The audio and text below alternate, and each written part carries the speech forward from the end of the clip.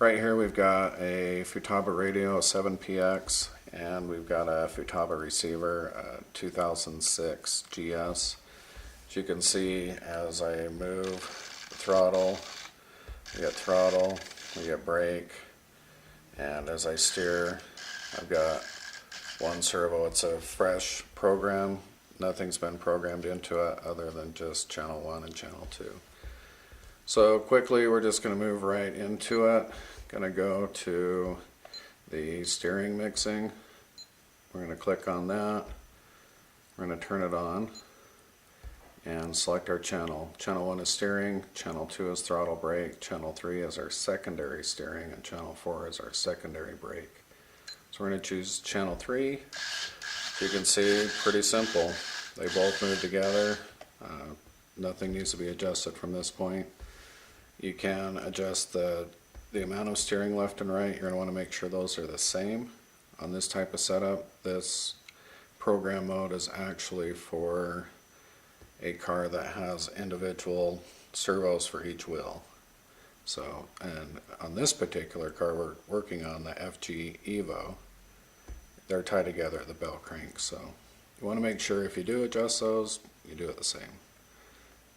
So that's pretty easy there.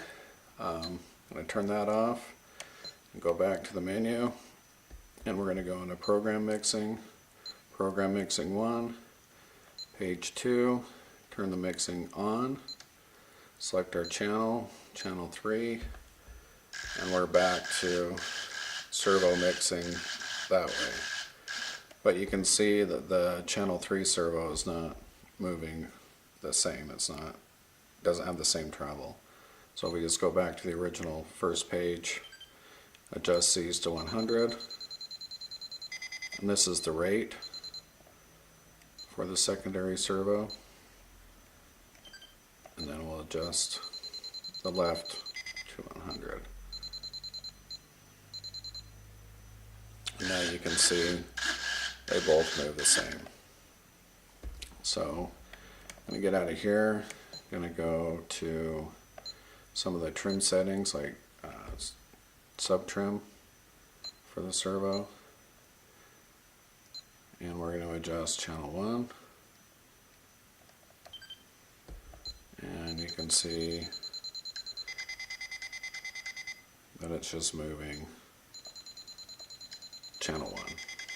So you can still adjust those independently.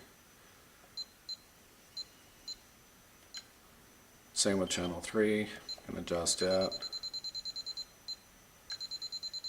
You can see it moving. I'm just going to reset that back to 0. So still have your sub trims, and your trim is going to behave a little bit differently in this mode.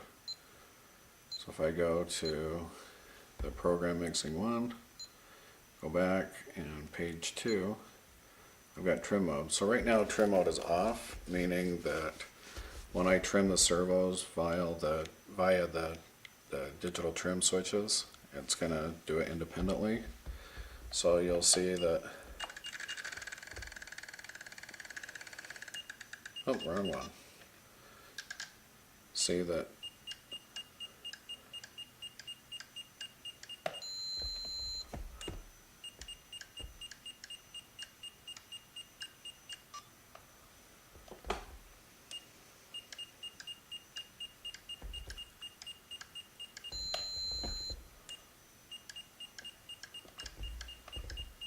and see that it's moving the channel 1 steering servo. So then if you can actually go to the main menu and see it better here. So we're at 0 now. Channel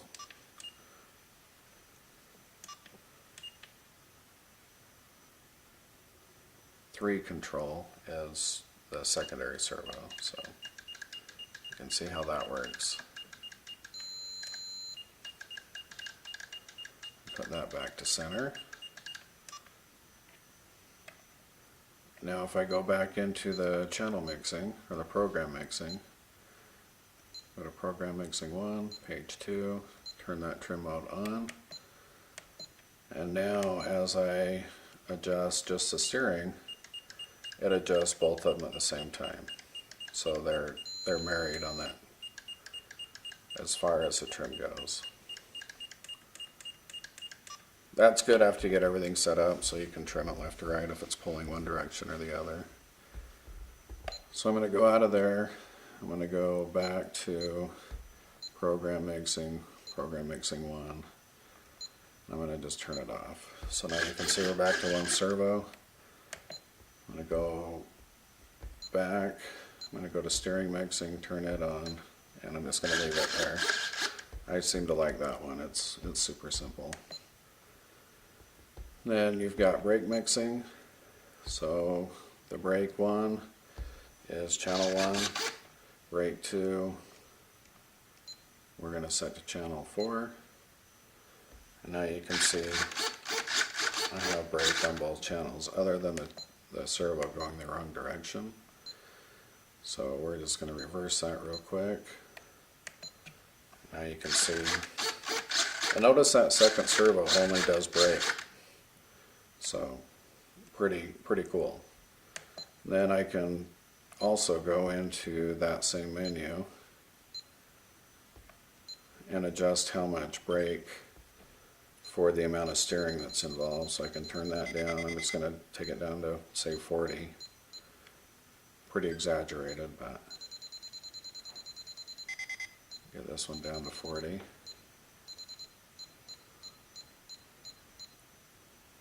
Now you can see I have full brake, but as I turn, it backs that second brake off. And you would just have to play with that. So it's nice, so if you're in a full turn, you're not going to have a full brake and skid through it and not be able to actually turn. So we're going to turn this off, turn the secondary brake off. We didn't mess with any of that. And then we're going to go in and go to program mixing 2. And mix, turn the mix on, throttle, we want it channel 4, and now we are mixing channels 2 and channels 4. You notice that the brake only moves about 50%, so I'm going to go ahead and adjust that back up to 100.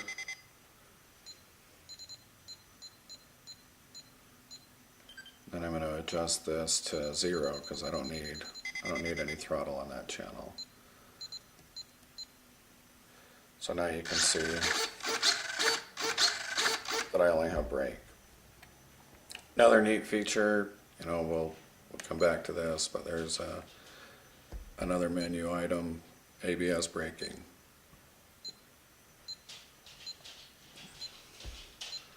Turn the ABS on brake 1, and you can see now that it pulsates that brake, and you can adjust the return, the delay, cycle speed, duty ratio, and then the trigger point at which it engages the brakes. Funny thing is with the ABS brakes, it works much better if you have it on the brake mixing. So I'm going to go back to the channel mixing or the program mixing and turn it off. Because we really want to do brake mixing.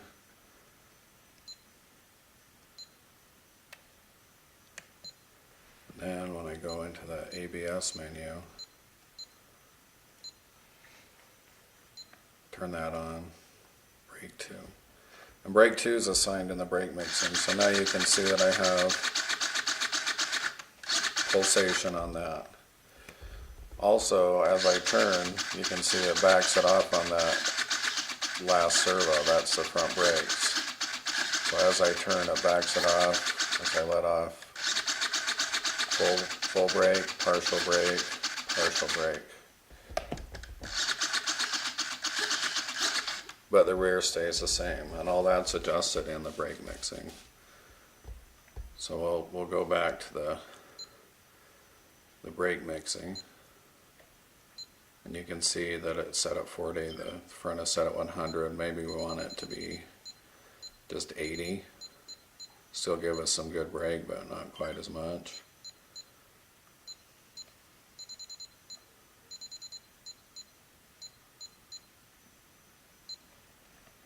So now you can see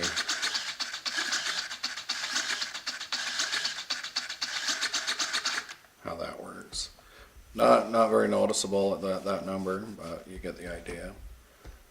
So lastly, we are going to set up the failsafe. Every radio should have this option. Channel 2 is our throttle brake. We're going to set this up failsafe. I'm going to apply full brake and press that button there and go ahead and turn it on. Channel 4 is also a brake, and I set that one as well. Turn it on. We've got our failsafe set, and what's going to happen is if I turn off the receiver, or the transmitter rather, if the receiver loses the radio signal, that's when it goes into failsafe mode. So we're going to test it. I'm going to go ahead and turn this off. You'll see the servos go full brake. Also, you'll notice the green light that's blinking is the engine kill, so that's been activated as well. Turn the radio back on and everything will go back to normal. The green light will come on solid. Then go into here, the menu we want.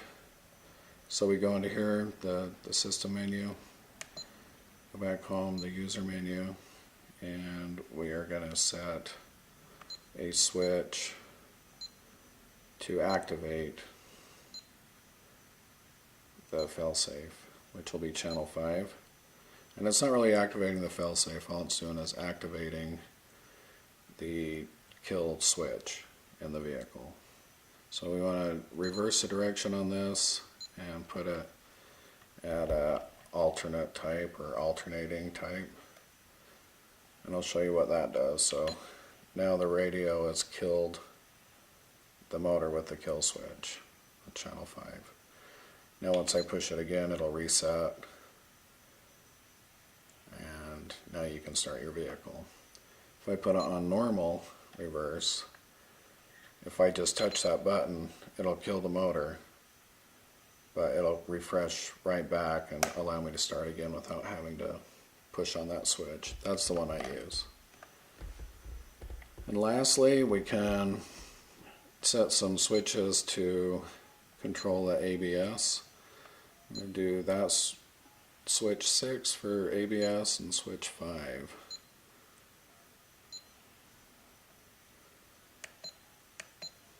So now, what I'm going to, you can see the ABS is off.